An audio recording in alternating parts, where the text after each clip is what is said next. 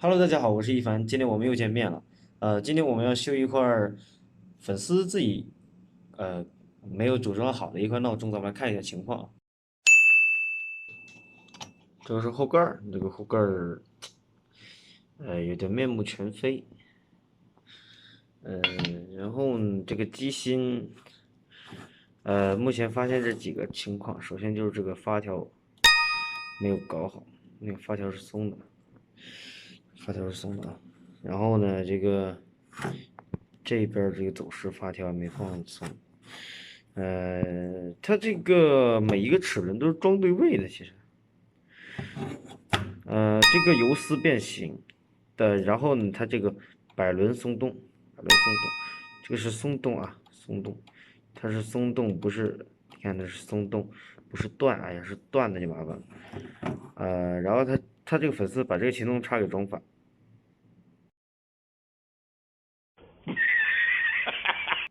这个没事咱们待会儿再调整一下好吧？这个没有拧紧，没拧紧，没拧紧。你看秒针缺失，咱们现在给它开动吧。拆开这个机芯，芯在这里啊，然后发现它这个电圈断掉了，电圈断裂，这个拿点502胶就可以，一粘就粘的很好，咱们待会儿就拿来试试。然后这个是壳子，这个应该是镀，应该这个是镀点什么东西，反正只是一个颜色，不重要。还好这个玻璃没事啊，这个玻璃有点划痕，擦一擦就很干净了。咱们接着拆，发现新问题所在，这个闹铃这里坏了，不是说坏吧，变形，调整一下。我们才简单拆到这个地步啊，这个全新的指头已经开始有这个印了，很多油啊。这个表盘轻松拆解，然后呢，它这个是一个后期版本，是塑料的。是真的要修旧如旧呢，还是换零件好？这个塑料零件我看着不顺眼，说真的，总感觉很容易坏。咱们经后期联系一下，你看这个发条这里，你看这个钩子都拖出来了，它能勾住吗？咱们现在把这个机芯取下来，经过了稍微抢救一下之后，这个游丝非常成功。事实证明，这个钟的这个游丝是挺好调的，调好了。不过这个外圈还有点没搞好，咱们接着搞。这个摆轮上全是油，我的天！这地毯师傅干的活真不行。那这地方都是油，都是油。粉丝说有个别零件是弯曲的，应该就是说的是油丝了。现在目前发现除了这个油丝之外啊，没有什么大问题。把它调一下，现在已经调的差不多了，到时候把这个偏振什么的给搞一搞就可以了。又调节了十几分钟啊，来看一下这个摆轮现在这个状况。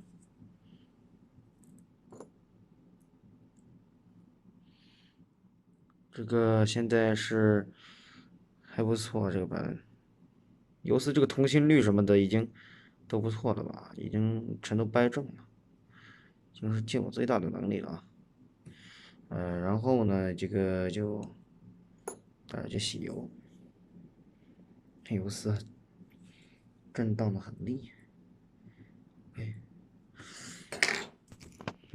剩下的就是简单拆洗了。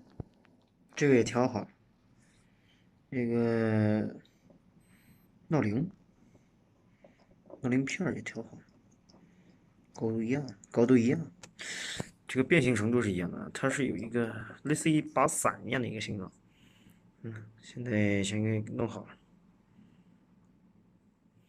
丢礼炮，然后壳子待会咱们刷刷。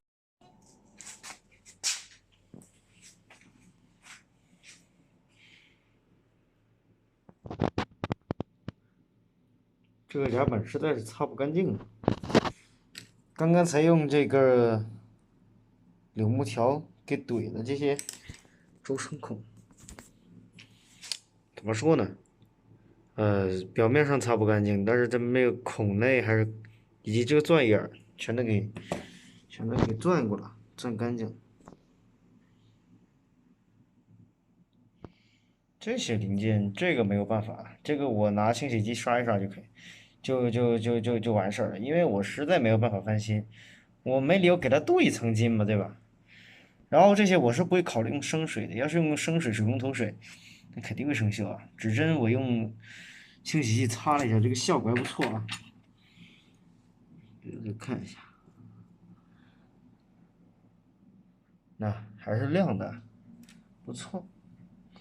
然后表盘也只是擦了一下，这边之前掉漆了。我撬那个玩意儿的时候，我是有那个膜的，用那玩意儿隔着的。那发条，擦干净，待会儿就装上。看这个效果如何？还行，还算能擦亮啊。咦，鬼！待会儿在这个点油的时候，我会重新解释一遍。以前我发了一个教程视频，那个视频我点的那个用的是一根很大的一根吸管自制的这种点油方式，但是这一种的话是那个非常不科学的，所以说我后来才发现，有些地方该用这个点油笔还是要用点油笔啊，比如说这个保湿液，咱们用点油笔就可以了。太多油的话，肯定会造成这个没必要的阻力和浪费。咱们现在开始啊，在这里我会使用到3支点油笔。这个是用来涂那个发条油啊之类的，非常稠那种。这个是拿来金属与金属摩擦，的那种油用的。我为什么没有强调油的名字呢？因为我后来发现啊，就是这个咱们的这个国产这个中油跟表油其实还是挺不错的，有一些特定地方咱们是用得上它的。我待会儿再解释。这个就是拿来点保湿液的。好了，回归到刚刚那个问题啊，为什么说我说701跟这702这两种油，咱们国产油厉害在哪儿？首先就是，其实不说厉害，应该说是合适。因为像这种大型中，对吧？它这种粗码的，对吧？咱们的这国产油啊，更加腻呀，更加稠啊，更加稠。然后呢，相比于瑞士这种。相比于瑞士这种8000的这种的话呢，相比于瑞士这种8000，它就首先就更加稠一些。那稠有什么作用呢？不知道大家有没有，小时候应该有抓过鸡腿吧，也有洗过手吧？那假设我们洗完手之后，对吧？我们手上有水分，咱们搓，你会发现，哎呀，这摩擦力很大呀。这搓的手就干了，对吧？摩擦力很大。但是如果说我们手上有油啊，或者说沐浴露那些，怎么搓都搓不了，都搓不掉啊，而且很顺滑，越搓越顺滑，对吧？那么这个就是这个原理，因为它是关乎到一个力的关系，力的大小的关系。如果说，这个是出马闹钟，对吧？它那个发条很得劲儿的，那咱们就得用更稠的油啊，就更稠，咱们国产油中油就对了。然后呢，如果说用瑞士这种的话，它可能就会比较稀，就像我们手上有，就像我们刚洗手完的样子，刚揉2下，哎呀，还是可以，揉着，越揉它这个就越擦手了，这个摩擦力就越来越大了，对吧？一样是这个道理的。但反而说，如果你在一些，如果你轻轻的去揉的话，你会发现，好像有一点点湿润的作用，的确没这么干燥啊，对吧？但是你用力的话就不行。所以说，就是关注到这个力的一个问题。我这个举的这个例子可能有点太抽象了，应该能理解吧？现在是正反面都怼的挺干净的，这边上油啊。咱们就从这里开始，先点这个油，然后装的时候会先装白的。对了，我突然想起刚刚这个油的事情，还有就是。咱们这个701啊，702也表油也不是说一无是处啊。我发现啊，对吧？有一些怀表，它其实更适用于702多一点点。瑞士表油可能就真的就是有点太稠了，太稀了，它适合用手表力气小。但是呢，像怀表那种力气比较大的话，可能还是咱们国产这种稠一点点的702可能会更加舒适一点啊，舒适一点。当然呢，这个是在那个擒纵轮部分那些都可以用的那种啊。所以说就看你这个怀表是什么了。如果说是以前那种老怀表的话，我有时候会点这个702，就是那种比较大块，然后粗糙又没那么精细的，我就会点702。然后呢，它走这个效果其实也是不错的啊，不亚于就是瑞士油。瑞士油的话，不是说我不给它点，不是说我偷工减料，对吧？这肯定没有的，是哪种适合，哪种用的久，咱们用哪种。我没有说偷工减料这种道理的啊。这个它上面没有印着这个上海啊，中国制造，看到没？中国烟台。好的，这再声明一下，这个塑料其实是不用点多少油的。那塑料甚至不点油都没关系，真的。塑料点油其实就意思意思就可以。好的，咱们开始。在这里我点了比较多的油啊，刚刚点完，我一共点了1滴。它怎么个点法呢？就是这个是钻油对吧？点这样就可以了。这手表其实是非常多的了，但是在最终来说不错。所以说，这刚刚咱们点的是这个表油，国产表油的这个钻石，应该效果应该不错，因为以前我都没有试过这样的方法。还有一点，就跟大家说一下，就是这个。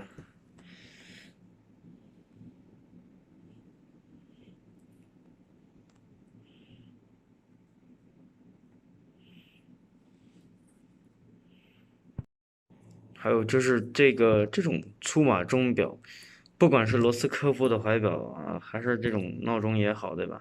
还是大笨钟啊、座钟、挂钟什么的，天文钟都好，它都是属于粗码。不对，天文钟高级可能有钻啊。那咱们就当普通的闹钟、摆钟来说吧，就是它类似这种粗码，启动上没钻石那种的话，咱们就可以说这种机器非常吃油的。你看。一颗钻都没有啊！这里又可以钻，除了摆轮之外，一颗钻都没有。这种机器是非常吃油的，所以说点油的时候呢，我们其实要大胆点，但是呢又不能用以前那种那么夸张的手段，我们可以用一些相对较大一点这个号数的这种点油笔，但是千万不能够使用一管子这样一注给它注下去，肯定不是啊。好了，现在更正完毕，继续动工。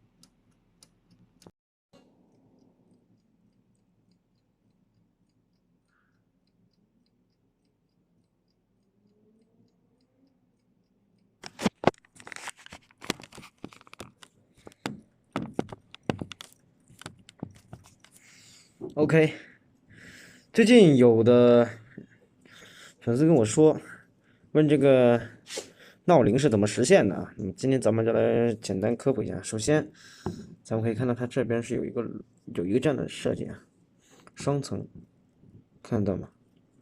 双层设计，上面一个字盘，下面一个齿轮，双层设计。然后呢，当我们转动这下面的时候，看它这个字盘会转啊。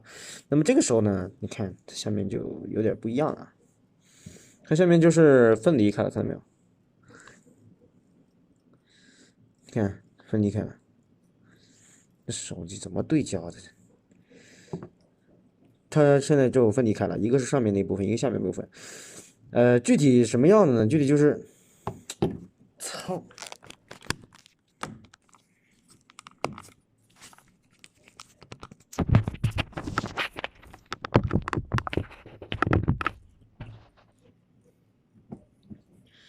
具体就是你看下面有一个底轮儿，有一个凸起的一个角，看到吗？有一个凸起的一个角，它是类似于一个阶梯一样的形状的啊。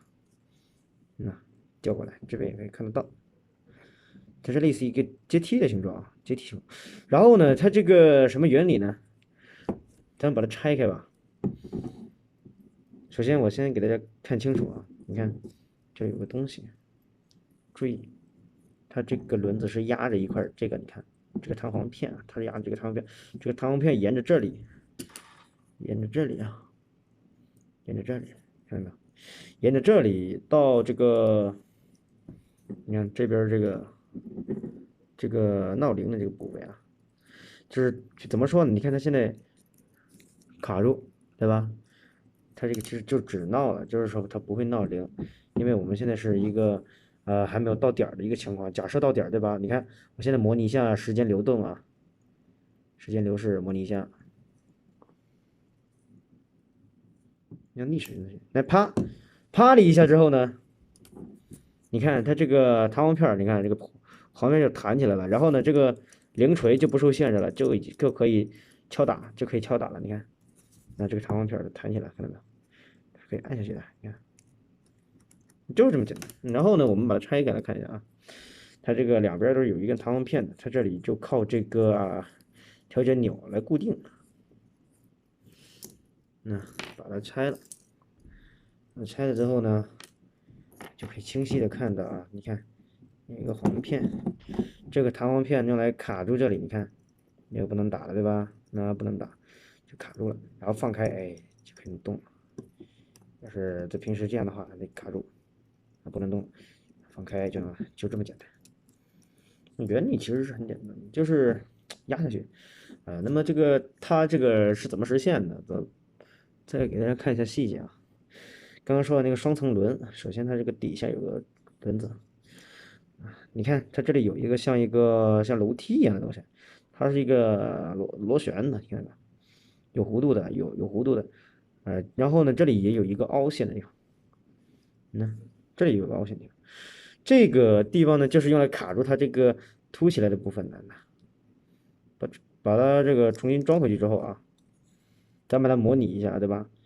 哎，假设时间流逝的时候，这边这下面这个才是时间的啊，时间流逝，然后有一个力，哎，你看时间流逝，你看到没有？这里有个镜头非常好，哎，啪，那它这里就卡进来了啊，卡进来之后，那个弹簧片呢，这个弹簧片它就弹起来了，弹起来了，然后呢，这个铃就可以打了。它不弹起来，那扣着的话呢，那就是这样，你就是这样按下去，然后这个铃是没有办法打动的，那就大概就是这样的，很简单的一个原理。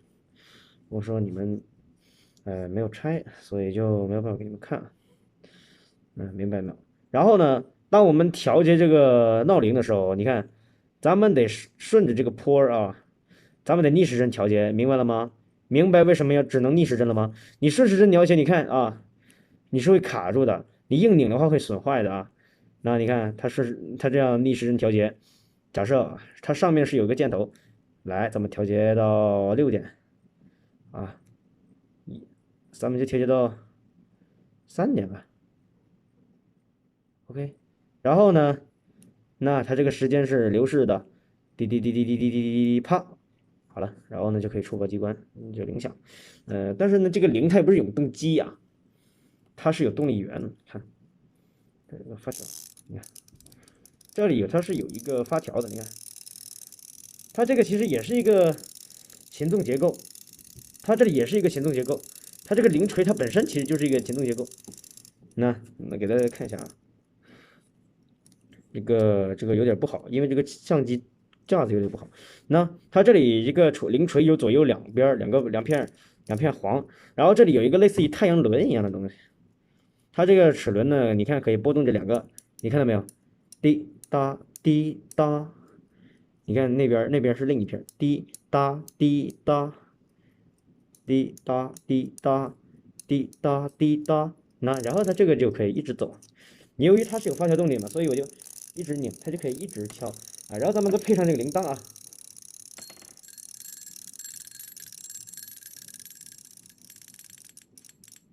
你明白了吧？这个原理就不难的啊。哎，它这个走时系的这个齿轮也掉了，给装上去。2000 years later， 现在它露出犄角了，那这个齿弯了，这个齿弯了，这里面有一个齿也弯了。哎呀，真的是，我正是怎么搞了半天，怎么时不时，怎么一会儿又能动，一会儿又不能动了呢？哎呦我天！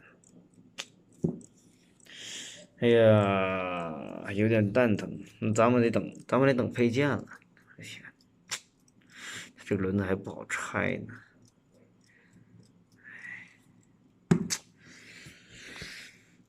接着整。哎呀，一个齿歪，看看啊，两个齿，这两对儿，这搞死我了，真的是，哎呀，哎，只能怪我今天洗的时候没发现。